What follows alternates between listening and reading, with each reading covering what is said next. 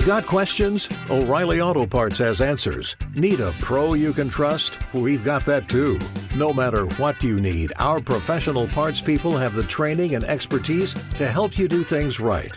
Deep automotive knowledge. Just one part that makes O'Reilly stand apart. The professional parts people.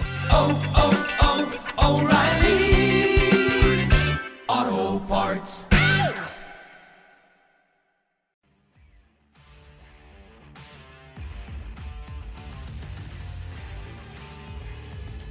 Just getting Instagram online. There's always a little bit of a delay on that one.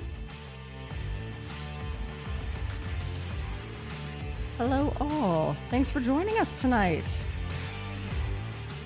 Welcome to the Idaho Sheriff live stream broadcast with Dan Wilson for Kootenai County Sheriff. I'm your co-host and producer, Dawna Wilson, here to screen your questions and comments. We're here to discuss all things liberty without compromise. And we are the only flim-flam free broadcast in all of Kootenai County. We're going to continue to be the one and only. Take a moment right now to share this live stream to your profile and to send your questions or comment through to Dan. Put them into the comment section on whichever platform you're joining us tonight, whether it's Facebook, YouTube, or Instagram. For the most interactive full screen experience, be sure to watch on Facebook or YouTube. If that Instagram's giving you issues, come right on over to Facebook or YouTube. We'll also stick around later past the hour tonight. If we've got questions, we'll stick around to answer them. For those listening back on our podcast, thank you so much. Anyone can listen and subscribe to our podcast on whichever platform you get your shows. Make sure to go do that tonight. Remember to subscribe to our YouTube channel, The Idaho Sheriff. And remember to like and follow our Facebook page. Now here's the only sheriff candidate in Kootenai County endorsed by Sheriff Richard Mack, retired Brigadier General Blaine Holt, former heavyweight champ David Nino Rodriguez, and backed by both current and retired law enforcement from all over the West Coast. And right here in Kootenai County, this is Dan Wilson. Can you feel the excitement in the air right here in Kootenai County? Can you feel it around the country? We're on the cusp of major changes taking place, not only globally, but nationally and here locally in Kootenai County. Now, we don't know what's going to happen nationally. There's been a lot of chatter back and forth. There's a lot of angst on both sides. I know that things are getting more and more peculiar all the time. I know that food prices are out of control.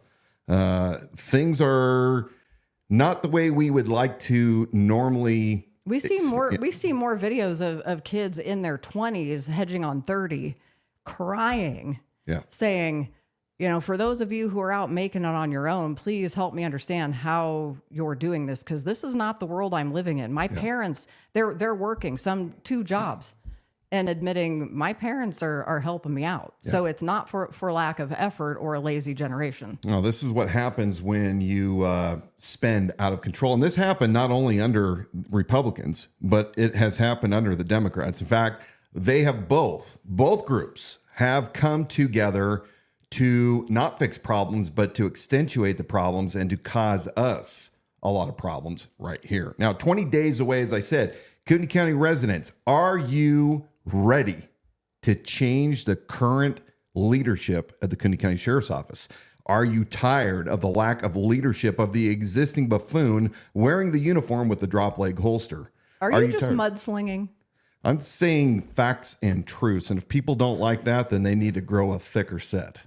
Now, election integrity. Yeah. I know I cut you off from your your rant you were on. Yeah. Oh, first off, Steve over on YouTube, thanks for joining us tonight. He says he's got lots of questions, so I'm thinking he's gearing up to start rapid firing those.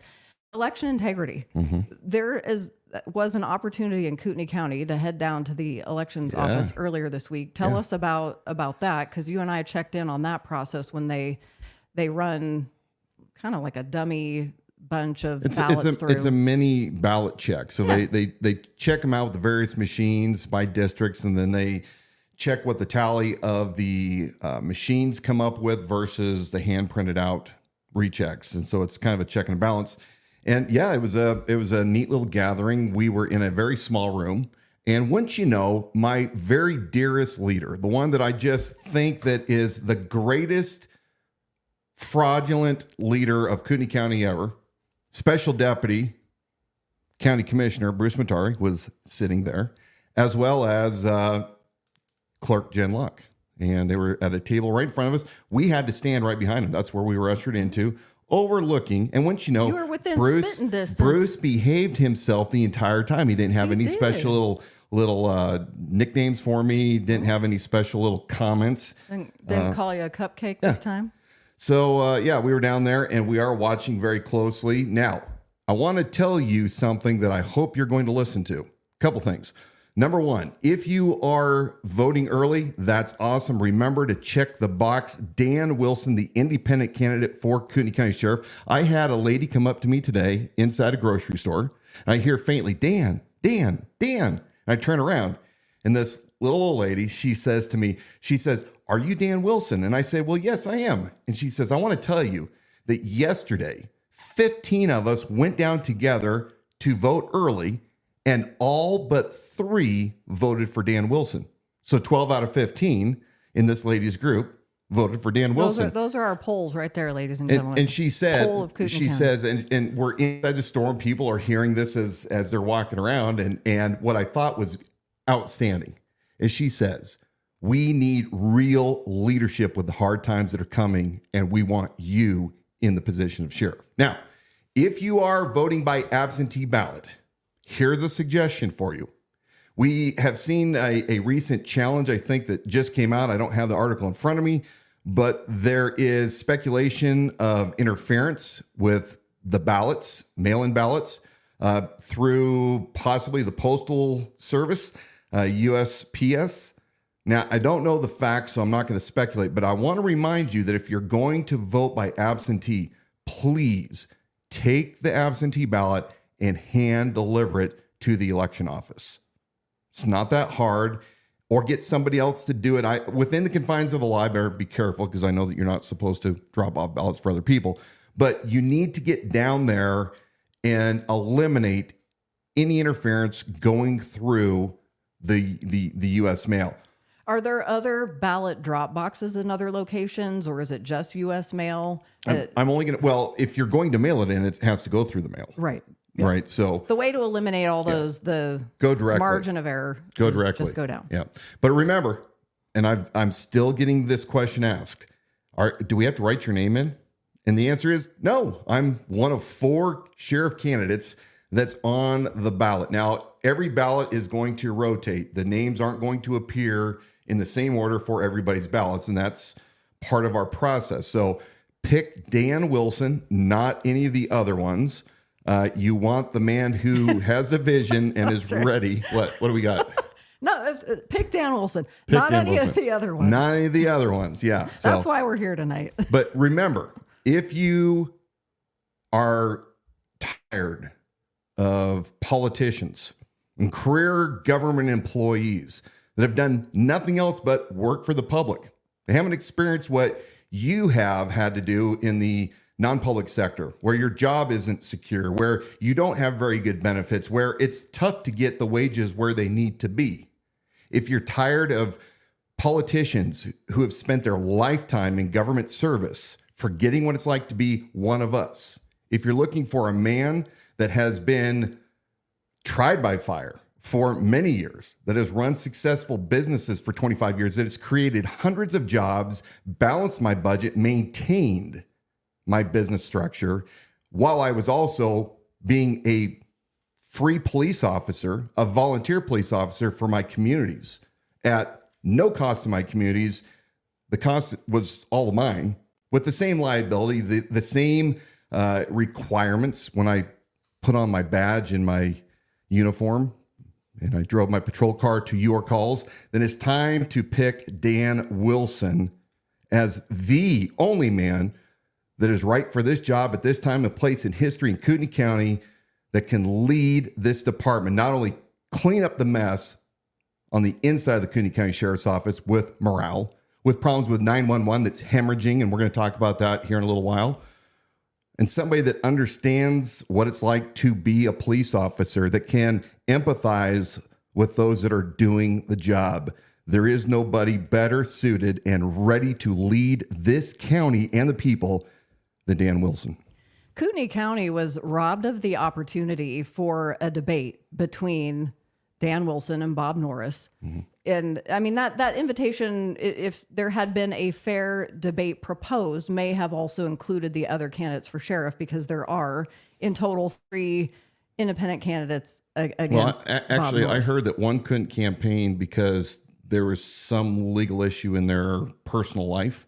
And so I really think that the only look, there's only been 2 people who have really actively campaigned, Bob Norris and Dan Wilson. So I think it would just been us. It's correct. I mean, the most fruitful debate would have been between those 2 candidates, Norris and Wilson.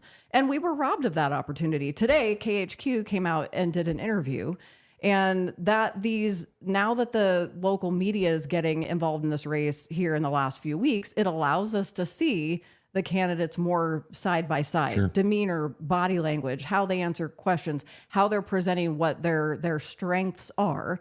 And KHQ, I thought, did a fair and decent job at an interview today where they fairly asked candidates the same questions. Yeah. And so I thought it was a great piece. I want to be able to show that. It's about a 6.5-minute segment. You can show the whole thing? That we'd like to share at least that or part of with you guys. And then I'd love to have you respond to that once we put that up there. Sure. But here's Dan getting interviewed in that earlier today. So yeah, let's put that up there and at least get to part of this and see part of it side by side. I'll follow your lead, producer. Okay. Who will be the next sheriff of Kootenai County? That is a decision you'll make at the polls this November. So here are your options. Current Sheriff Bob Norris, he's Republican. He began his term as sheriff in January of 2021. He has a 30-plus year law enforcement career. Sheriff Norris has worked patrol, custody, narcotics, gangs, investigations, counterterrorism, and emergency preparedness. Sheriff Norris is an active supporter of the Second Amendment and supports concealed carry.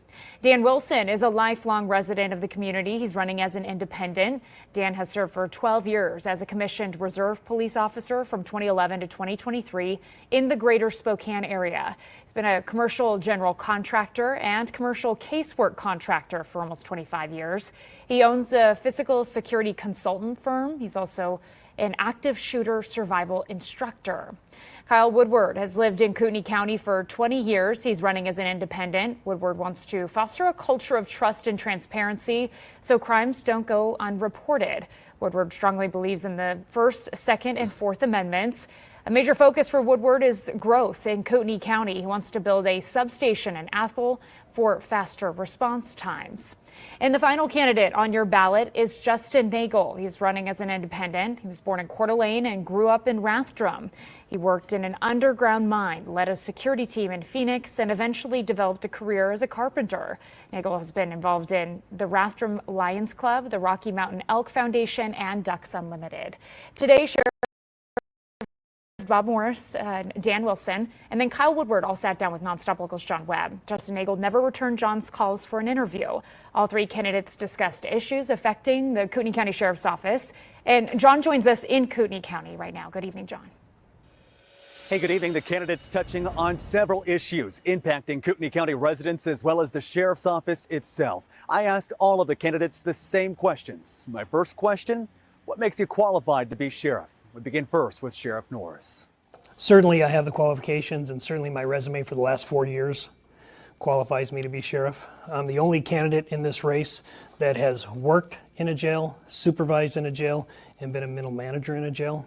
I'm the only candidate in this race that has worked patrol, been a field training officer in patrol, been a sergeant supervisor in patrol, been a lieutenant in patrol, and actually had 2 contract cities in which I was the de facto chief of police for those 2 small cities. What I bring to the table as sheriff is not only a vast experience in business and administration of over 25 years, but also 12 years of valuable law enforcement experience where I served my community thousands of hours at no cost and took on all the same liability and responsibilities at no cost serving my community. And I love law enforcement, I love the community, and I love to serve. I believe that I'm qualified for this position because I'm a member of the community. I've been a member of the community for almost 20 years now, and I really grew up here. I have a very deep understanding of the culture and the community and a lot of the problems.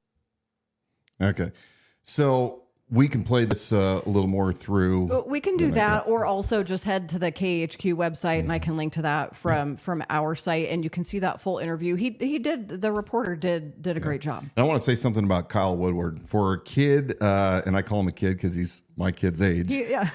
Very articulate, sharp young man. Kootenai County, you are fortunate to have him in your community. He is a very valuable individual. I've gotten a chance to meet with him face to face, and man, I sure like him. We have some questions coming in. I just want you to know, go ahead and continue entering those into the comment section, and we're going to get over those. I do want to let you know if it's not a legitimate question. So for the most part, we're putting the questions out there, hard, easy, ones that Dan's been asked 100 times. If it's something that's not helping move the discussion forward, or it's disparaging in nature, we do reserve the right to pass over those. So you're just so anti-free speech. It might be. You're anti-free speech. Well, last week we had a guy that it was on an unrelated topic, and something that should have been. It was based on a previous private. Well, not only that, but conversation he's or a text back and professional forth. too. So you don't expect that kind of behavior out of professionals. Yeah, and it was when they juvenile. act that way, I'm done. Yeah. So just keep the questions respectful, even if they're tough, and even if you're pro Norris, that we're all good to go. So you just let me know when you're ready to start tackling. So I want to talk of those. about signs. We still have a few signs left. I just ordered another 100 because we went through 200 last week. If you need a little yard sign, there's 3 places inside Kootenai County you can get those yard signs. One is at Survival Enterprise up there in Hayden off of Government Way. There's Mike and the Patriot Hangout right across from Costco to the south there in Coeur d'Alene. And then Westwood Guns up in Rathdrum. Duke has a stack of them as well. We are looking for a few more locations for our double-sided 6x6 banners. They're all up over the county. And so if you have a special high visibility spot, you want one of those big banners, contact us, info@theidahosheriff.com. We'll hook you up. We'll consider what you've got. If you want a yard sign, go out and get them. If you can't go get them, we have team members that can bring them to you. So you can also donate securely online. Donations have been up this week. People are listening thanks, to the Steve. message, finding We just got yours. inspiration. Yeah.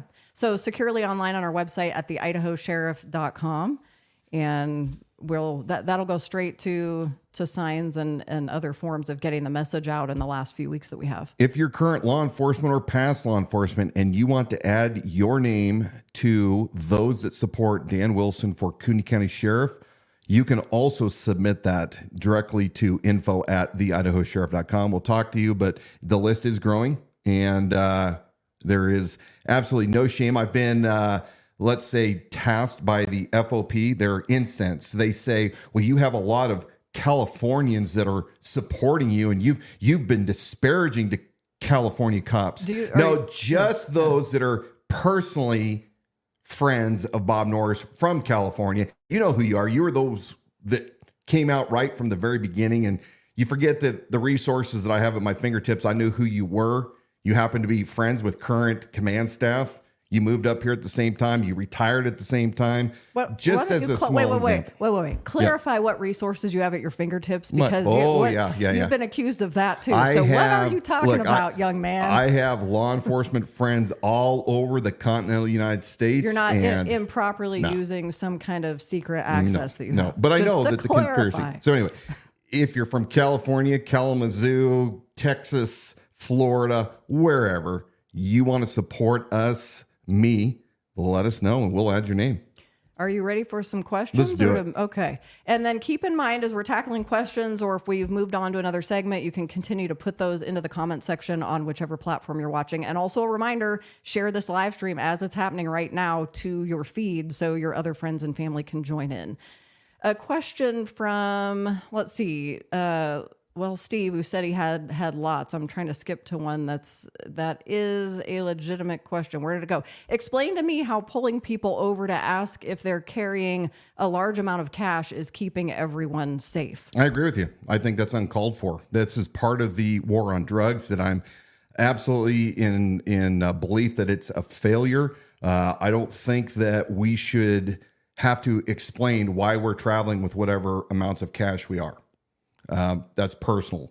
You know, this fact that they can seize money like they've been doing over the years, to me, is absolutely unacceptable. And so, no, I don't think that it's an acceptable practice for law enforcement to be seizing any money if there's no crime. If there's a true crime and it seized for evidence, then so be it. But devoid of that, no. I mean, I think people should be able to travel freely with their money, and it's yours. If it's yours, it's yours.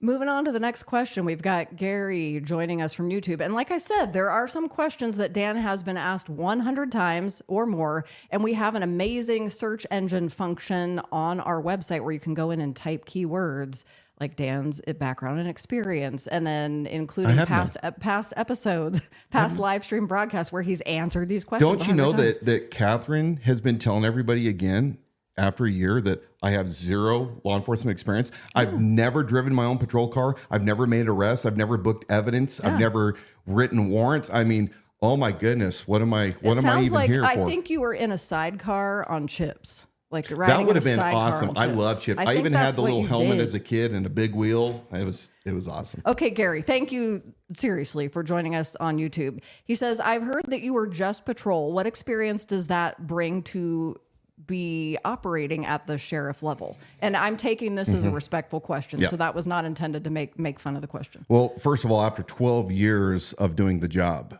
I understand how things work. And while I have not been a sheriff or chief of police or a lieutenant, the position of sheriff is one of administration. So the sheriff is the representative of the people.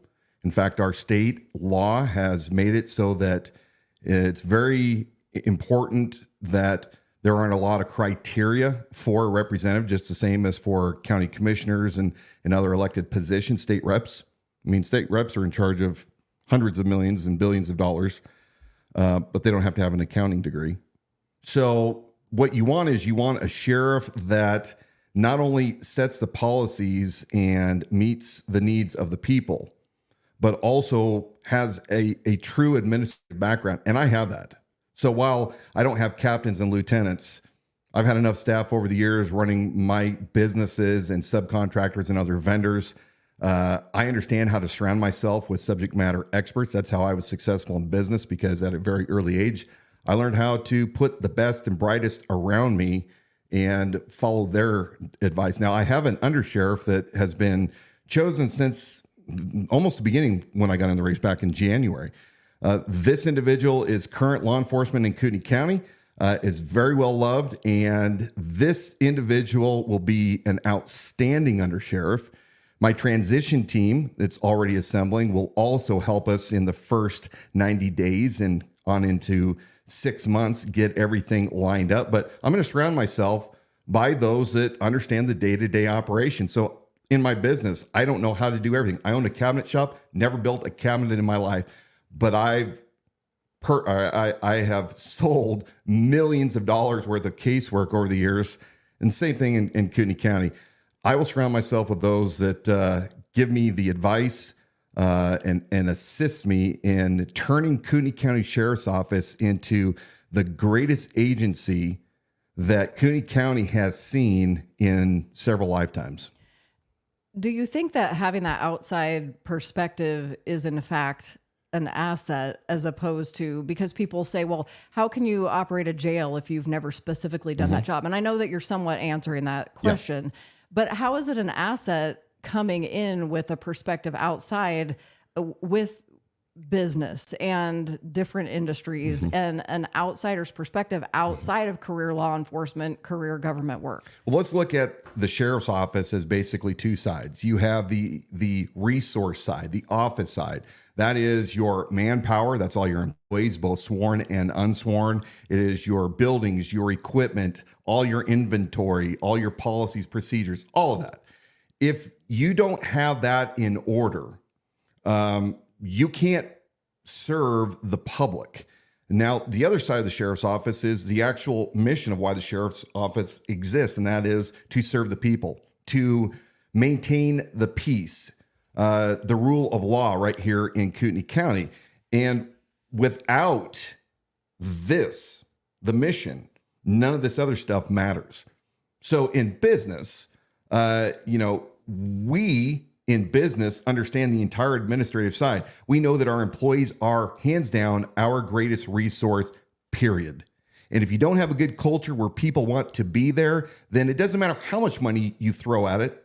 Just like they've had to recently petition the Board of County Commissioners I'm going to get all my numbers mixed up, $260,000 in retention bonuses for 911 for about a dozen operators because they can't keep people in there because of the toxic environment. So why is it good to have somebody like me in this office? Well, because I haven't been a career cop where I only see everything from the perspective of just law enforcement. Bob Norris has now been in law enforcement, including his sheriff run, for almost 40 years. He's never worked in the private sector. He's never not been a government employee. So he doesn't understand really the entirety of how important it is to maintain and select good people in command to run a tight ship. His policies are a mess. We've pulled policies from the entire agency. The copies that I've received, several of them are in edit mode. We know that the helicopter program is a mess. He doesn't understand what he's doing there. It's very obvious with the license plate readers. We have determined through public records that despite the fact that he had already purchased these cameras for 36 patrol vehicles and was already in demo mode through August, in fact, I think it officially ended in September, pending an approval of the $105,000 contract. But Bob Norris didn't even have a policy, past or present, to control how that data is kept, how deputies access and don't access it. So you have a guy that, yeah, he's a cop. I have carpenters that are master tradesmen, but just because they are master tradesmen, outstanding carpenters doesn't mean that they have the capacity to be a manager and or a supervisor or a project manager or so on and so forth. So Bob Norris, just because I was listening to him rattle off all of his qualities, well, I've worked in the jail and I'm the only one that's worked in patrol and I've served as all these things. Okay, so what? That doesn't mean you're a subject matter expert. It doesn't mean that you're competent at it. Well, I was going to say, did he do them well? In fact, in sheriff's offices, you have multiple people to pick up the slack for. You've been labeled, Bob, as a slug by peer review. We've seen the peer reviews. I have personally seen peer reviews from those that worked with him in LA that said he was a slug.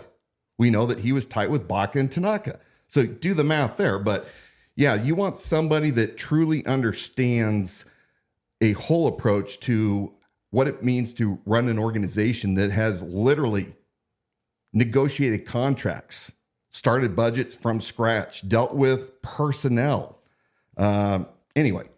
That leads to the next question from Kyle on Facebook. What is the plan to get more dispatchers? Because you alluded to the fact you're down in the jail. You talked about 911. Yeah. What's the plan? For the 911 operators. Well, I would love to tell you that, but I will not. I will tell you that I guarantee I will fix the problem in 90 days. And my transition team and I have already come up with our solution. But because Bob steals so much of what I'm putting out, and we know this by a weekly basis, he's even using my own verbiage now. Did you notice that he's starting to use interposition? I did. And interpose? Yeah. So Kyle, I would love to tell you, but I absolutely 100%, where's my thing? Absolutely, 100%. Can guarantee you that I am going to fix this 911 issue. Kyle. But anyway. Yeah. So I guess on this, it's a matter of trusting that you have a plan to lead, that you have already surrounded yourself with a team, that you're not just blowing smoke when you say you have an undersheriff in place that everybody's going to love, that has the proper experience, if people are concerned about specifically the roles that you've had in law enforcement, there you have all of that in place. Yeah, and I'll shoot everybody straight. The idea did not originate 100% with me. It was more the advice of the to-be undersheriff, and I think that it's a brilliant idea. And from a businessman standpoint, it makes perfect sense, and we're going to execute that.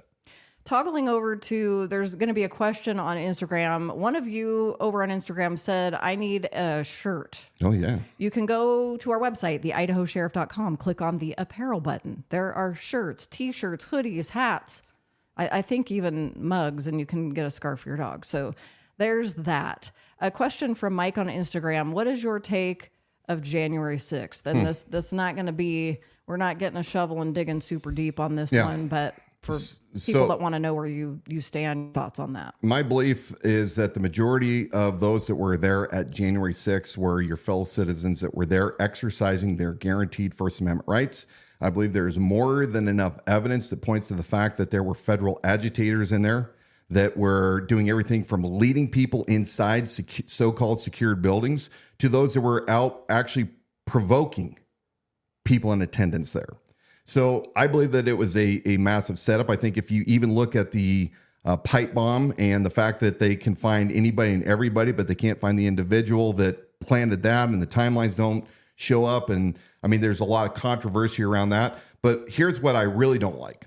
I don't like the fact that just a few months earlier, during the summer of love, I don't know what you call it, they were burning cities to the ground in extremely liberal areas. And those people that were violating the law, that were not peacefully protesting, destroying property, killing people, those people were not really held accountable as far as I can tell. However, people that were trespassing on the Capitol were rounded up. We know that the FBI took assets off of all sorts of other investigations, to include human trafficking, and they placed them all to go after anybody that was associated with that January 6th event.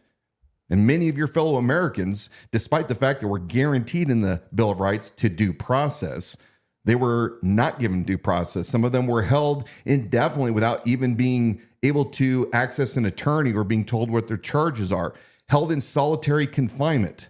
Now, we know that the FBI loves to instigate things. And in fact, if you look at the Governor Whitmer kidnap plot that happened just a few short months before January 6th, you'll find that out of those 20 actors, I believe it was 12 of them were actually on the federal payroll.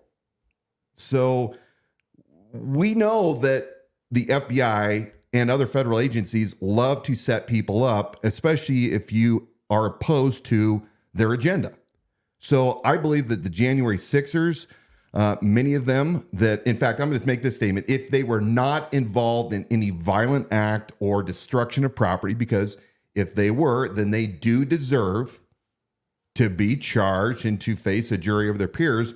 But anybody else that was not, I think they should have done the same thing that they did with most of those that were caught helping burn cities down to the ground, and, let them go. And we know that from the Fisher decision that just came out recently with the Supreme Court that many of those individuals were erroneously charged with a crime that did not fit with the actions that they took. So that's my view on January 6th. And I think that it's been a travesty what has happened to many people when they've been deprived of their due process.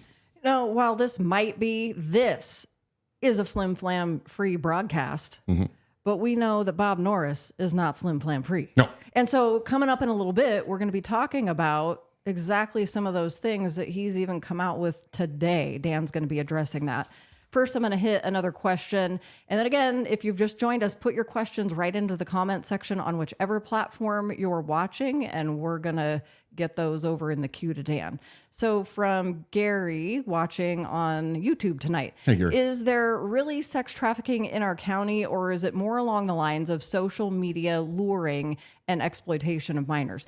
And I think there's been an event earlier this week that created some confusion in this category, because I think for the majority of us, we have this idea sex trafficking is there's going to be kids in the back of a U-Haul and they're being transported, or there's underground tunnels and they're being taken across the border from one state to the next. And then it's this whole like underground world and that's the definition we have in our mind. So what fits that category? Because maybe now we're more confused than ever. It's all of the above. If anybody is forced into any kind of slavery against their will, even if they're being continually doped up, anybody that is forced to perform certain sexual acts, or that are dependent on somebody else supplying them with their drug of choice, even taking kids, as we just said. So if you look at state statute, and I believe that Nate Lewis from The Innocent came out and spoke at an event for North Idaho Freedom Fighters on Monday, and he alluded to the fact that that organization is supplying law enforcement with the tools in order to find predators regarding children. But here's what we do know. Bob Norris has come out and he's given us these stupid stats to prove that, well, there's no human trafficking. And when you listen to him fumble through his 6 pages of yellow notebook, legal size, notes, you'll quickly determine that what he's talking about is word salad. It is relating to contacts that were made through patrol and other basic levels of investigation. But what Nate was talking about is, well, for example, what they did is they put out a decoy here not too long ago. And in this decoy, they posted online selling a 12-year-old for extremely heinous acts. And within, I think it was 1 day, there were 60 individual hits that attempted to purchase this child. You think that human trafficking doesn't exist? Parents selling their children here? As Nate said, men will come from other states because it's easy to travel out of your own network. You're less likely to be seen. But that's only one facet. I talked to another organization who has saved 9 women who were trafficked outside of Kootenai County. They were lured into Kootenai County. In Kootenai County, they were lured out.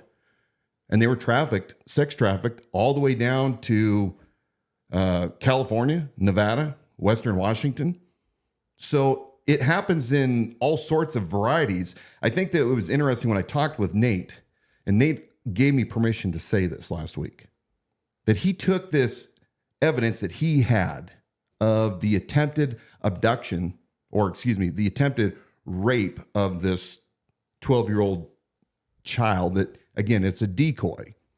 And he took that evidence and some other evidence to Sheriff Norris, along with a state representative. I think it was a senator. And Norris flat out said, I don't want to see this until after the election. And he said he didn't want to do that because he knew that Dan Wilson was going to rub it in his face. Now, I got that directly from Nate Lewis, who gave me permission to state that. Now, Nate was a gentleman. He didn't say it the other night. But human trafficking takes place in all sorts of forms, as Dawna said earlier. It's not just kids in the back of U-Hauls. It's not kids that are being taken and brought into Kootenai County or taken out. In fact, we had a incident here a couple of years ago where a local attorney attempted to abduct a young child off the docks in Coeur d'Alene. Coeur d'Alene PD was brought in when citizens acted and saw this odd behavior, and then they didn't make the charge. They forced the employees of this business that was there, where those employees interdicted and saved this kid and called law enforcement. They made them make the arrest. It does happen here. And despite whatever word salad or stats that Bob wants to do, or any of the other folks around here, it is happening. You folks have to be the determiner whether or not you're going to believe Bob Norris and his denying that human trafficking has existed for the past year. I find no evidence of human trafficking taking place. Or, now it moves towards, it's by definition, but kind of, sort of, not really. And he's learned that he needs to ask when the question's asked, well, what's your definition of human trafficking? Yeah. Because I've learned that I need to ask that question.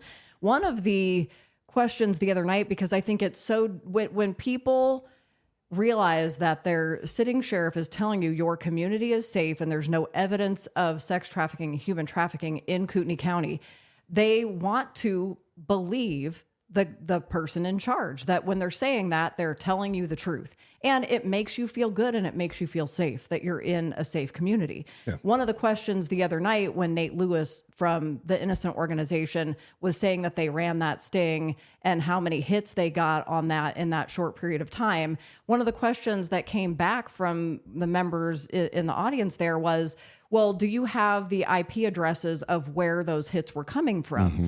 And I mean, I get that it was a gotcha question because, well, how do you know those weren't coming from some other state? Because they still just don't want to believe this is happening in Kootenai County.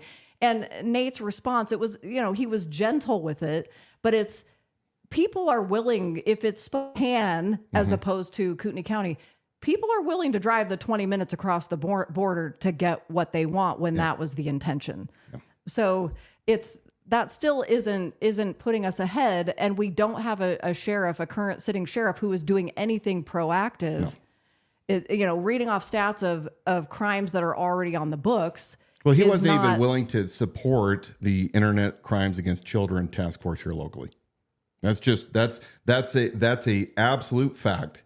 He was given that opportunity, and I believe it's Post Falls PD that is actively assigned a couple detectives. Now, I'm going to change that because I will work with groups similar to the Innocent and Nate. Whatever we can get from the public to help us do our job so that we can then seal the deal, we're going to do. And I'm going to assign detectives specifically to help us in this effort to prosecute and to eradicate any form of human trafficking. I don't care if it's children. I don't care if it's women. I don't care if it's those that come from out of country and are here working as slaves or being drug around by cartels. All forms of human trafficking are unacceptable. I think that leads into what some of your plans, the first 90 days in office and then on into the first year. But I want to do one more question that's in this vein.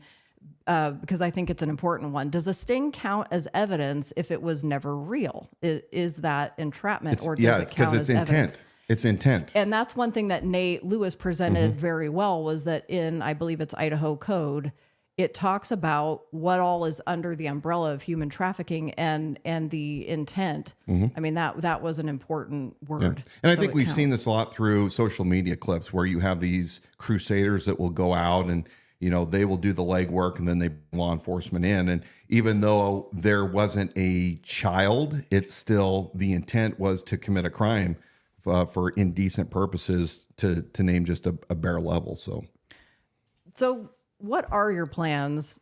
Here we are. We're 3 weeks from election night. Yep. I heard it said earlier today. In 3 weeks, we're going to be counting ballots. Yeah, you guys excited? So when you're in there and you're at the helm, is it going to take you time to ramp up? Or are you going to be getting acclimated the first year, or are you going to hit the ground running? Well, we're going to hit the ground running. The transition team and I are already working on what we're going to do the first week, the first month, the first 90 days, the first 6 months. Some of the things that we're going to do is, I said it before, we are going to fix the 911 problem in the first 90 days. And I think that the deputies are going to love that situation, using current resources at our fingertips in order to facilitate stopping this hemorrhaging and the culture that is causing this hemorrhaging. Number two, I'm going to, and I'm kind of saying these out of order, but number two tonight, I'm going to start that citizens posse. And no, we're not putting badges and guns on individuals and telling them to go out and be vigilantes. Say it again for the people in the back row. No badges, no guns, to go out and be vigilantes. I had this question actually asked today at a coffee shop. Here's what we're going to do. If you are a medical professional, if you know how to work radios, if you know how to can, if you know how to dig ditches, if you're an electrician, if you're an engineer, you have a special skill set. We want to know what that is because we are going to break this entire county up into areas of expertise in any kind of man-made or natural event, as we have seen in North Carolina in the past couple weeks. The continued struggle of those people to rebuild and to find their loved ones and to recover. It's been greatly hampered, as we have heard, by the federal government, who's been saying for the past 10 months, when a natural disaster comes, it's not the federal government that's going to save us. Not anymore. It's not the state government. Who is it? We, the people, right here in person.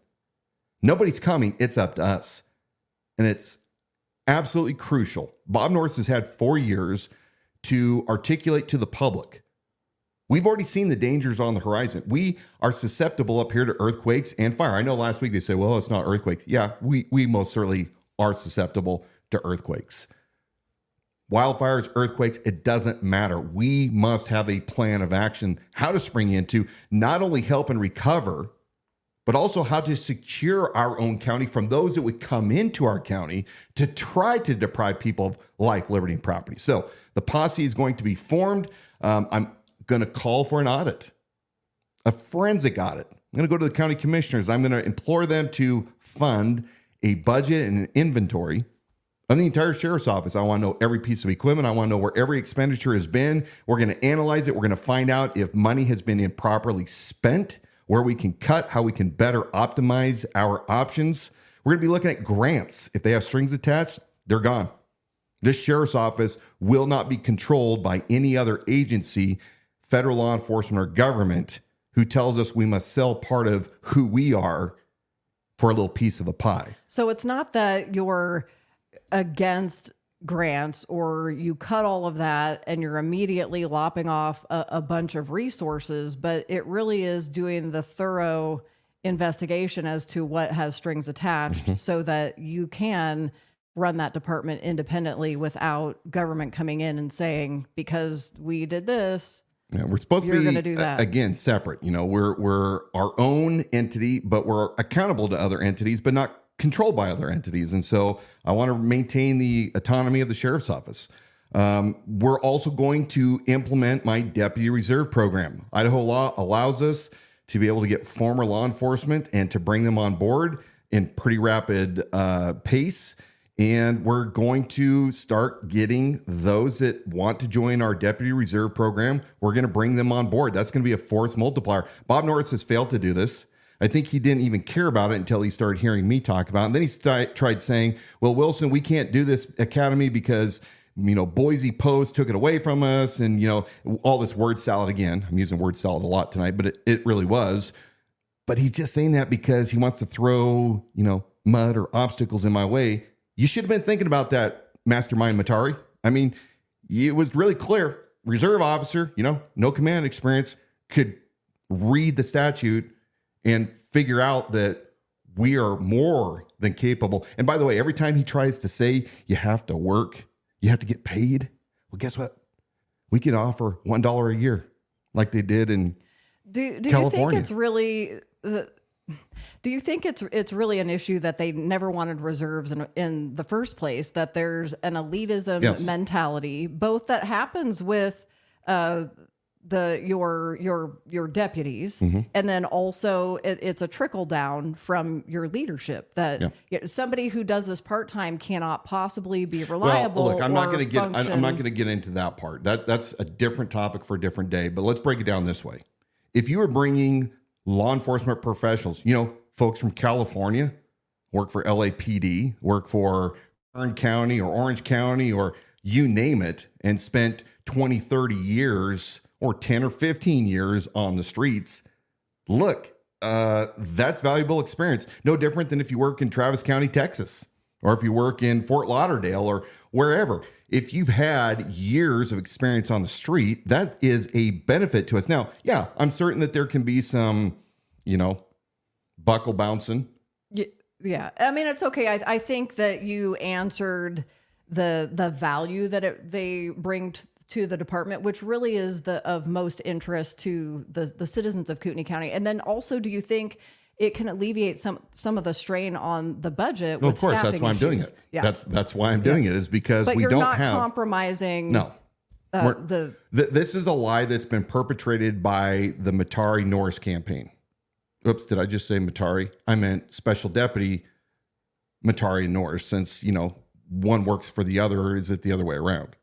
Yeah, we're going to bring a robust... In fact, I've had many discussions with former law enforcement that want to be a part of the Kootenai County Sheriff's Office, it's a great plan. My volunteer services, remember, I've already said that I'm going to cap my salary at $99,000 a year, return the remaining portion to go back towards my new volunteer service division that I will be forming so that we have a robust community response group. And I think with the right leadership, the right culture, we'll change it. Those that don't want to comply, that don't want to put the citizens' needs first, well, then they're probably not going to want to work for the Dan Wilson administration. With all these plans that you have, you hit the ground running, and you got a lot of work in front of you, deficiencies inside the department. So there's an uphill battle on that one also. Do you feel like that's going to be a compromise to your ability to communicate and serve the citizens of Kootenai County? So not just the work inside the department, because that's one thing that for Norris, he's said the most, what does he say? The most accessible. Yeah. And it's part of what he's campaigning on. He has the most incompetent administration as well. I mean, when you have a lieutenant that's in charge of the air support unit that also happens to be the CFO and the registered agent of the agency private company that he's supposed to oversee, that's a problem. I mean, that's a serious problem, folks. We know people that have been promoted inside Bob's organization because of what they did for him. And that's why the Deputy Sheriff's Association is going to have a hard discussion, because the way their behavior has been so far, where Norris allowed them to use the Kootenai County Sheriff's badge on a mailer to be sent out to deceive people in the community to make it look like the Kootenai County Sheriff's Office was supporting public candidates, is unacceptable.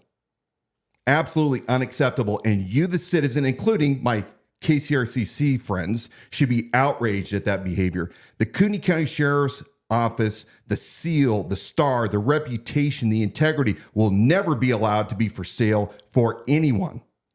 Period. We're going to stop that crap right now. There's still time to get your questions in the program. You can do that by putting it in the comment section on any platform you're joining us. A question coming from Instagram, Positive Shep. Thanks for watching with us tonight. Question for Dan. Will you increase the amount of deputies on shift to accommodate the massive amount of growth in the county? That's first question. Second one, how do you plan on keeping deputies working for the county long term? Well, again, if you're talking about the county keeping them because of pay, we are going to make certain our deputies stay on scale for what the region will support, because we're going to have to cut at other areas. Obviously, we're not going to keep growing our budget like Bob Norris does year after year after year. But here's what we're going to change. And we know study after study has proven that people do not leave jobs just because of money, nor do they stay in jobs just because of the money. Now, my organization, we pay at the upper level. We're not the top payer, but we're right up in there. People stay with me because of the environment, the culture. And the culture inside the Kootenai County Sheriff's Office is unacceptable. I'm hearing it from jailers. I'm hearing it from patrol. I'm hearing it from support staff, the non-sworn. So if you want to retain people at every level, you better have a culture where people have buy-in to the mission, where they feel like they have a purpose, that they have a future, that they have a career path. And we need to be providing that. But if you don't want to go to work every day and you hate it, well, then of course you're going to go wherever the dollar leads. But that shiny, star, so to speak, that you're chasing, after a while, it becomes tarnished everywhere you go. Culture is the most important aspect of the sheriff's office. Again, paying a good wage as well. And who better to oversee that than somebody that actually hires people for a living in my own business and retains people? So Norris has been up to some interesting stunts today. Yeah. Social media, we live in the generation, the world of social media. Okay, Broderick Pello. We're moving on to another segment at the moment, but he wants you to know that he's still waiting. I'm still waiting. Dan. Well, we will have a discussion sooner or later, but I'm not real happy with your demeanor last week, so I may not get around to that, Broderick. All right. So Sheriff Norris put up some interesting tidbits on social media today, And I can pull some things up on the screen to support walking through this one. So for anybody who hasn't seen this, doesn't have a frame of reference, why don't you let us know what we're looking at? So I want folks to think about this for a second. Your sitting sheriff, chief law enforcement officer of the county, has a lot of power, a lot of prestige, a lot of responsibility. But he's also running a campaign right now. We have slide number 1, Norris. Ready to go. Ready to go. There are rules to campaigning. Your campaigning cannot be mixed up with your official capacity in your official position. So Bob Norris, if he is campaigning at all on his official county paid websites, that's a violation of law. But we've been seeing this lately where he does it continually. He comes out, for example, Blaine Holt.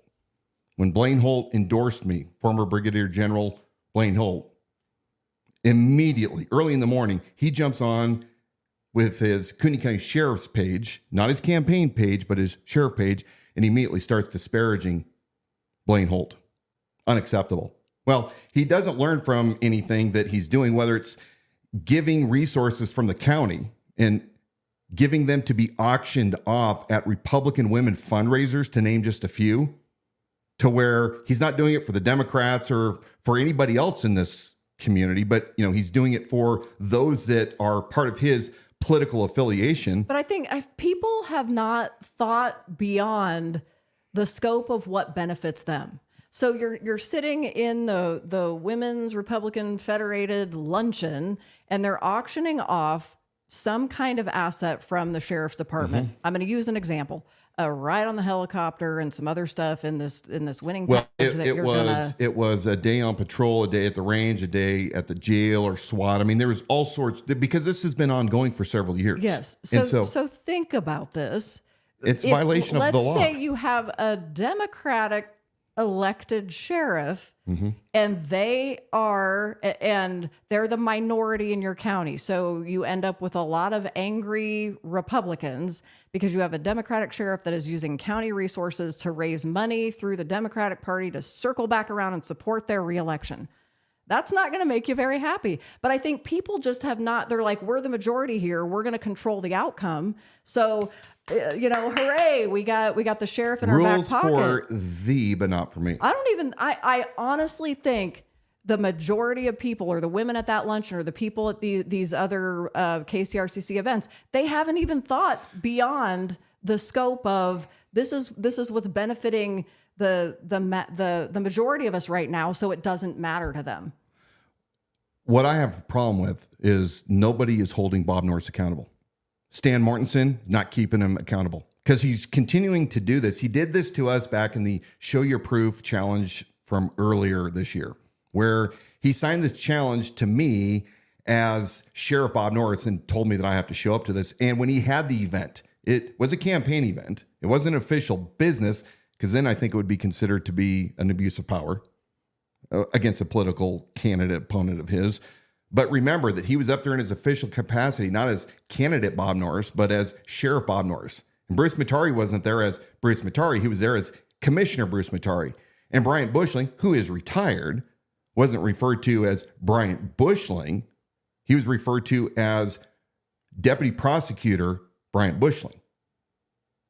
And Bob Norris has done this bullying technique over and over and over again. You have the woman who filed a tort claim against the county and him back in July, $500,000, claiming that he said some extremely inappropriate, sexually charged terms about her.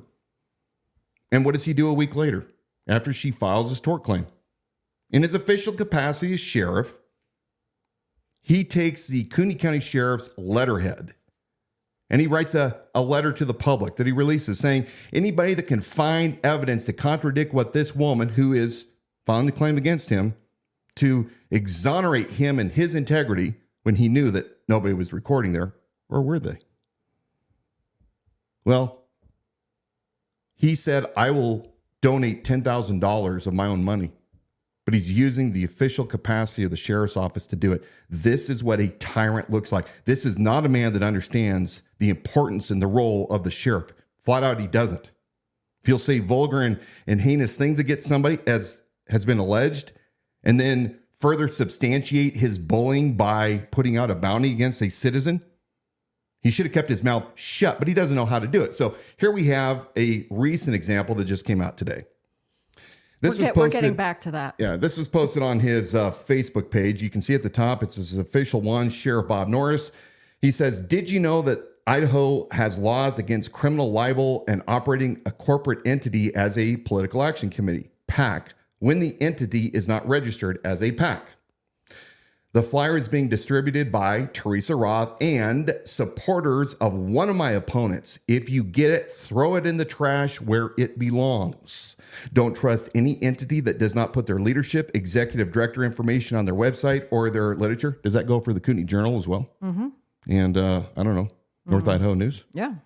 Yep. This flyer is full of lies and misinformation. The proper authorities have been notified.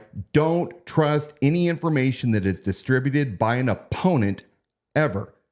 The political season is here. So you have a current sheriff under his authority, not only attacking a citizen who's promoting her own, free speech. She's not a PAC. She's somebody that's done her own research, and she's put out flyers, and she's saying, look, here's what my research is about Bob Norris, but he's going to go after a grandma, a homeschooling mom, a Catholic, because he doesn't like what she has to say about him. Kind of similar to, the Cataldo incident. And then he's going to tell people to throw it in the garbage. It's by one of my supporters, or by the supporters of one of my opponents. The flyer is full of lies and information. Don't trust any information that is distributed by an opponent ever. The political season is here. How do you folks feel? Those of you that are on the fence, that are the Bob Norris sycophants, that think that he does no wrong, how do you justify this abuse? If Dan Wilson were doing the same thing, you would be over the moon angry with this kind of behavior. But you're hypocrites now, aren't you? Because you won't hold him accountable. In fact, we can tell by all the typical responses that are going on. And you think that, it's okay for free speech to be, squelched when it's your guy. What happens when it comes to you? You guys are such hypocrites because you talk about all your outrage of the things that are happening nationally. But when it comes to your guy, well, there's an exception. Kind of like, allegations against abuse. Trump gets accused of something, and oh man, you know what? There should be evidence. You don't just trust somebody just because they make a statement. But then when it comes to Dan Wilson, you immediately come out with the knives, you hypocrites. You don't understand what's going on, and you run your mouths, and you continue to spread the lies. And this is what they're going to do because we're in election season right now. We know from past experience of 2020 what they did to Mike Bauer. In fact, let's go to slide number 2. I know we're going to run a little bit late here, but this is important. I'm going to bring this up again to talk about the integrity or lack thereof of Bob Norris. We're going to start this. This was happening during the 2020 election. Mike Bauer writes that on June 26, 2020, he received an email from Jaime Lopez, sheriff photographer, LASD, where both Captain Mike Bauer and Bob Norris worked. In the emails attached below, he states that Robert Bob Norris, a candidate for Kootenai County Sheriff, asked for private images of Bauer when he worked at LASD. Mr. Norris allegedly had said that he needed the images for Bauer because allegedly Bauer's house was flooded and all of his LASD images were ruined. Now, we'll go to the second slide there. I guess there's second page of that slide. And we have this post by Jaime Lopez. He says, hello, sir. On Tuesday, June 6th, I received a text from Bob Norris asking to call him. When I called him, he requested photos of a retired captain and told me that he would text me the info later. See screenshots and text. Later that day, he texted me your info. He said that your house had a flood and your LASD photos were damaged. He requested photos of you from our LASD files. Here are images of those screenshots of text messages. But here's what happened. On June 17th, Jaime replied to the text indicating that he would look for the files. The following Tuesday, the 23rd, he sent a follow-up text. So basically what he does is He sends those images. You can see Bob Norris's text message and phone up here, the 208-770-0171. Don't know if that's still active. He's still looking and see if they could find it. The next day, he emailed the 4 photos, but Jaime says, hey, I Googled your name and found out through your website you were running for sheriff against Bob Norris. I texted Bob Norris to let him know he didn't mention the election. The response from Bob Norris is, it's a friendly race. So we'll make this available for download. I don't know if that, it says right above that, because this is from Jaime, that photographer, to Bob Norris. And he said that you didn't mention you are running for sheriff against Mike Bauer. Yeah, sorry. Yeah, I think that got a little bit I was trying to be brief, but we're going to make this available for the download. In fact, I'd like to put this up tomorrow on our website so that we can download this, because it's an integrity issue that Bob Norris has continually been flanked by for his entire time he has been surrounded by the sheriff's race. I mean, this is an integrity issue. You lied, Bob, and everybody gave you a pass in 2020, probably because they were, oxygen asphyxiated from the masks. But what you did was wrong. You lied to try to fraudulently obtain property that was not your own. And then you got caught. So this is kind of the dirty stuff that Bob Norris does. And then we're going to go to, I think it's the number 6 slide real quick, while we're on this vein, to talk about who Bob Norris is. Now, when I entered the race, I knew that people were going to come after me with anything and everything, because that's what happens when you're in a high-profile race. But I have never scrubbed anything of mine off the internet. In fact, I've put more stuff on the internet to drive people towards my name, Dan Wilson, in Kootenai County than anybody else has. But I want you to look at this itemized expenditure report that Bob Norris's campaign filed back in January of 2020 for expenses that occurred the end of November, first part of December. And if you go down to the very bottom, on the 23rd of December, 2019, Bob Norris spent $3,000 of campaign money to Reputation Defender. Now, we know that Reputation Defender is a service that helps scrub unwanted information off the web. Now, if Bob Norris had all these high security clearances that he frequently likes to brag about, top secret clearances, then why would you need to clean anything about yourself off the internet? Seems a little suspect to me, doesn't it? It does.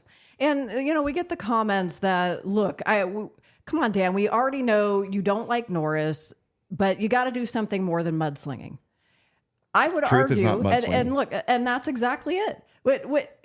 When we're showing you documentation right here of what's being reported, that $3,000 of campaign funds were being spent to Reputation Defender to scrub information off the internet, that is called facts, evidence, and information. That's not mudslinging. Yeah. So you have to have somebody that says, okay, I'm running this race because I know that I'm qualified in the job that I can do to lead that department. But then also, when there's immorality and lack of ethics in the current administration that you're uncovering along the way, you have a responsibility and due diligence to bring that to the taxpayers and to the voters. Yeah. So, I mean, he was recently asked this question at a town hall. We have it on video. The question was asked by another career law enforcement professional, retired. And he asked Bob, what's more important as a sheriff, experience or character? And what did he say?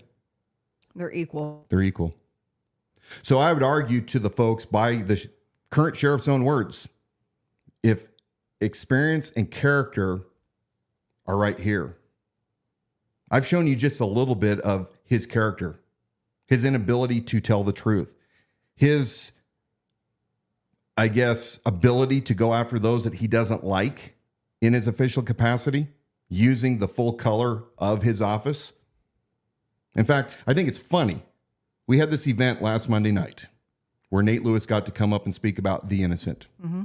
He was giving this presentation, and it was made clear not only from the MC of the North Idaho Freedom Fighters, but also from Nate Lewis himself. This is not a political event. I went there completely to hear what was being said, not to run my mouth.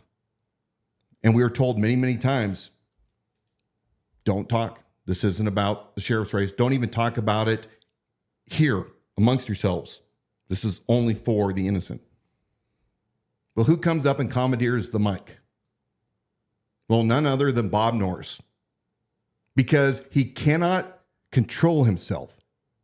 He bullies his way into everything. Who's going to tell the sitting sheriff, who has denied that human trafficking has taken place in Kootenai County for well over a year, but he's going to bully his way up there because who's going to tell him no when he's going to offer his stats? And I'm going to give you another example. A week previously, there was an event at the Altar Church in Spokane, fraudulent slip. Fraudulent. Freudian slip. An event at the Altar Church in Coeur d'Alene for the Kootenai Stability Resiliency Group. And they were talking about their organization, which is getting people in the community prepared for anything. Well, Bob Norris had an event that was supposed to be up at Spirit Lake. I got a call from some Spirit Lake residents. They sent me this flyer. Bob was supposed to have a town hall up there, and he was a no-show. People were there waiting. They didn't know that it had been canceled. But where was Bob Norris?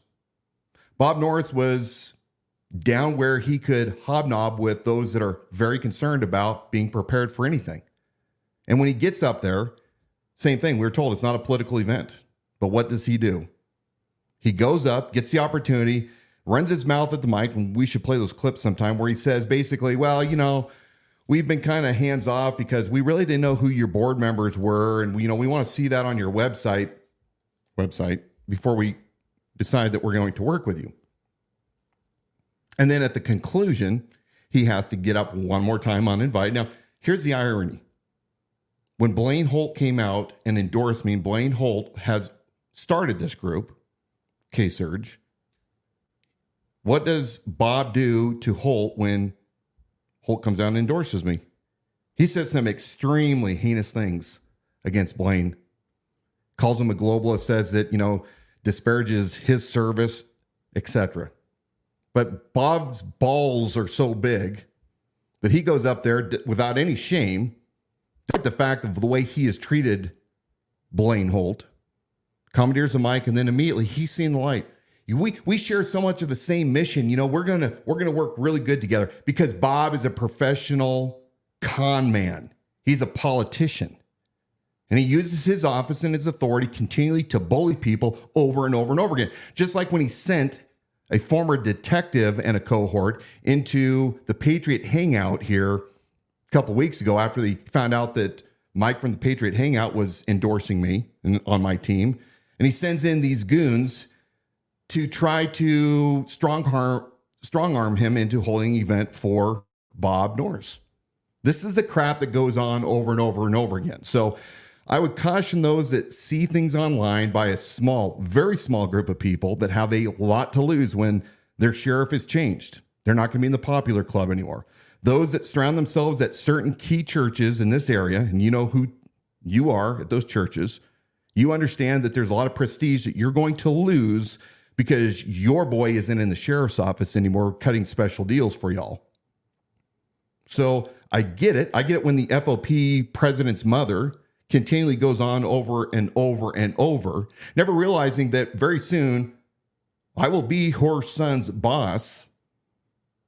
You probably shouldn't be doing the things that you're doing. You have a right, free speech-wise, to do it. It's not very wise, and people see through your deceit. But those that are solidly in the Norris camp and accuse my team of mudslinging, you are the ones that sling mud. I am so proud of my supporters and my volunteers who are people of integrity, that are courageous, that are hardworking, that love their community, and they're not a part of the tribe. Because that's really what it is. The KCRCC and certain churches and those members that go between the two don't necessarily care about the overall message of liberty without compromise. They say they do, but they don't do it in practicality. They're a tribe. You can show them two things side by side, the truth and something that's not the truth, and they're convinced because of their tribal instincts that or tendencies that this is their guy. It doesn't matter. I do want to, on that note, say you've got to pay attention to when Bob Norris, a document's coming out or a news article or a post, and he merely comes out to the public as Sheriff Bob Norris and says, don't trust any of these sources. This is misinformation. Mm-hmm. He's never brought any response to whether they're accusations or things being said about him, to just come out and make a public statement, go down point by point. You're the elected official. You're responsible. He's the one who's responsible to answer when people have those questions or if those things are being said about him. Otherwise, we the people are in a position of basically he can do anything he wants. And if anybody brings out any negative press or a question that he doesn't like, you just say, you're a spreader of disinformation. You're not an accurate source. I'm not going to take your question. I'm not going to answer that. It's false. Bob Norris is the Biden administration. Whereas you have been accused early on in the campaign of some very heinous things. Yes. On the complete reverse, you have actually brought physical evidence to discount, discredit, and immediately dispel. And what's happening 10 months later, they're reigniting this in the last few weeks of the campaign, which you will continue to counteract and stand strong and say, I brought you the truth 10 months ago. It's the same truth today. Here you go. Here's the documentation. Here's the response. We already know where they're going with it. Yeah. So Bob Norris has never once done that. No. He'll fool you into believing that in March he held an event and he somehow did, when in reality, he showed you nothing. Yeah. And in fact, I have a 13% shoulder injury from sign waving. Yeah. So I'm going to pay you $180,000 a year. And here's an example. Captain Mike Bauer retired after 30 plus years at LASD. Captain, way higher rank than Bob Norris. He was a stud. He was a captain of intelligence and major crimes in the Special Enforcement Bureau. This guy was what they made TV shows about once upon a time. Well, he's come out, and I'm starting to lose my train of thought. Help me out here, because I was waxing on about how great Bauer was. Well, and then I'm reading comments up. But anyway, so we know that what they're going to do in these. You were going to give a comparison because Norris supporters are like, you idiot, you don't understand how that retirement works. He worked for that. He worked every day for that, and that's what he deserved. And how dare you even question why he's receiving that amount? Thank you for catching me back on. You're welcome. And I'm dramatic about it. So here's the deal. If anybody could have claimed an injury, it would have been Mike Bauer. Mm-hmm. But Mike Bauer and I were having this very conversation today, and he said, I could have done that. I could have come up with something to have had an injury, but he didn't. So the question is, when is Bob Norris going to produce the official documents of what your disability is? How do we know that it's just shoulder injury with as emotionally unstable as you are, Bob? And also, what were the conditions of your settlement, which you've never produced, which tells me you're hiding them. If you can't produce them, you refuse to produce them, then you're hiding something. And I'm not going to quit until you produce the official documents, which he did not do that night at the Show Your Proof event, the one that was meant to bully me. He showed one guy a portion of some document that we don't know. But we know that this is going to come to a head here in a couple of weeks. We know the more desperate that the Norris team feels and his Deputy Sheriff's Association, we know that they're going to put the hit pieces out. They did it to Mike Bauer back in 2020. The Deputy Sheriff's Association, their political action committee, funds these flyers to go out against the opposition, and they have a lot to lose. So when you see these mailers in the mail that are undoubtedly going to come out, he'll probably let them use the sheriff's badge again so that they believe that they're truly people in the public believe that it's coming from the sheriff. Don't believe it. When you see accusations that are magically dropped, well, our team is ready to answer those. We'll do a podcast here coming up to set records straight. Yep. But we're not going to be bullied by anybody. So I'm going to make this last statement here. For those of you online that are talking about disclosing sealed court documents, anybody that releases sealed court documents online or anywhere, you will be held accountable to the fullest extent of the law, and I will make certain that there is justice if you release any information that you are not privileged to have. Now, I was fortunate enough to get majority custody of my children, my minor children, back in 2017. I've been very quiet about the circumstances around that. But for any reason, you put my family in jeopardy by disclosing any kind of sealed documents that you are not authorized to have, there will be consequences. And I want to be very, very loud and clear to those of you that are running your mouths right now on social media. You will be held accountable. We do have some other questions coming in. I will say we've gone way far over the hour that we typically do. So I think we need to cut it off at some point. Broderick, I am just going to do a final statement for Broderick. What's he saying? I'd like you to read some of the stuff so that people can hear what's being said. He wants you to talk more about yourself, less about Norris, and there's more to it than that. But I do want to direct you to our website. We didn't all just wake up 2 weeks ago, 3 weeks ago. We have run the most substantive campaign that Kootenai County has ever seen. Yeah. And I dare you to prove it otherwise. Our website is so full of facts, information, and goes in deep about who Dan Wilson is, his ethics, his morals, the substance of who he is as a person.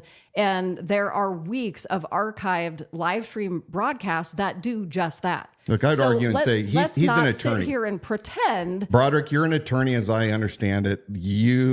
I understand where you're going with it. We had some exchanges early on. I know that you grew up in this area. I mean, I understand you probably have ties to deputies here, but we're not going to play this game anymore. We're far too along in this race, and people that truly want to understand and know things, they've had full access to me for a long time, and this behavior, especially spamming from a professional, is just not going to be tolerated. But for all those of you listening in, you can go to our website that has a very robust built-in search function. Type in any keyword or phrase, and you're going to find lots more information if it's something that we didn't touch on tonight. I'm going to hit one more question because it's been sitting up here for a while since we got off on some other segments, and we'll try to answer this if it's possible to do it quick. Why is from Nicholas over on Facebook, thanks for joining us. Why is the KCRCC still ignoring the comments and actions by Norris and still endorsing him? Because he is the linchpin for the entire organization. Think about this. When Dan Wilson is elected sheriff, I will have proven that you no longer have to be part of the KCRCC to be a conservative, somebody that loves your country, that wants to run and make a difference. You don't have to be a part of that organization anymore, and they're very scared about it. They've known that he's a part of this I think, a upcoming lawsuit, as the sheriff has alluded to on social media, this tort claim. We know there's a lot of things going on, despite the fact that he backstabbed the KCRCC, and they lost 30 of their PCs to North Idaho Republicans. Not disparaging North Idaho Republicans, I'm just merely stating they were the recipients of this. They are the arch enemy of the KCRCC. But Brent Reagan and his group can't afford to lose Bob Norris. He is their main attraction. So help me defeat the KCRCC, who has lost its way. That is no longer the organization that it could have been, where we have true representatives that walk the walk, don't just talk the talk. I think that we have the greatest chance ever of electing a man that's not only a conservative, a true conservative. If you even look at the side-by-side comparisons on the KCRCC survey that we posted on the idahosheriff.com, you can see how much Bob really doesn't know about being a sheriff or limited government or Republican principles. At the end of the day, we have the greatest chance ever of taking care of the people in this county for the times that we are coming into, the hard times.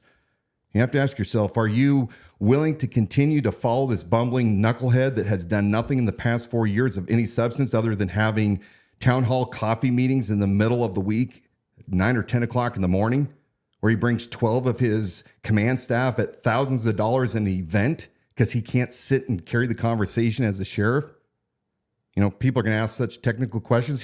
He's doesn't understand what he's doing. His agency, the department, is suffering for it. His budgets are out of control. He can't keep staff. In fact, one last thing that I'm going to talk about, we won't throw it up here, but I want to throw this out here. And this is, what are we currently looking at when it comes to how many people we have at the sheriff's office? There are close to 50 vacancies across the entire board at Kootenai County Sheriff's Office. We are down the following: 27 deputies, 27 sworn vacancies at the Kootenai County Sheriff's Office, 23 non-sworn, that's the support staff, 50 people. Despite the pay raises and the better benefits, they're not staying. People are quitting. In fact, I've received emails from those that have recently quit, and they've told me what's going on. And it wasn't for the money issue. So let's look at some other stats real quick here before we wrap it up. This year, the number of deputies that have quit, 8. 8 deputies have quit this year alone. I thought pay was everything, Bob. Number of deputies that have retired, 4. That's 12. We know that the jail is suffering tremendously. There's close to 20 in vacancy there. We've had jailers come in and tell us, look, this 12-hour shift that was started under Rocky Watson, that was 2 sheriffs or 3 sheriffs ago, 2 sheriffs before Bob. I mean, you have forced overtime. It's dangerous. The guys are worn out. Fix the problem, Bob. You haven't done it in 4 years. But you want us to believe that somehow magically you're going to fix it now? You haven't done it to date, despite your pay raises. So we've got a couple of events coming up. If you're like, hey, listening to Dan and Dawna for an hour and 22 minutes and 59 seconds just wasn't quite enough. We've got a rally coming up that we are so excited about. I feel like this rally has been a year in the making, and we're so excited to see you there.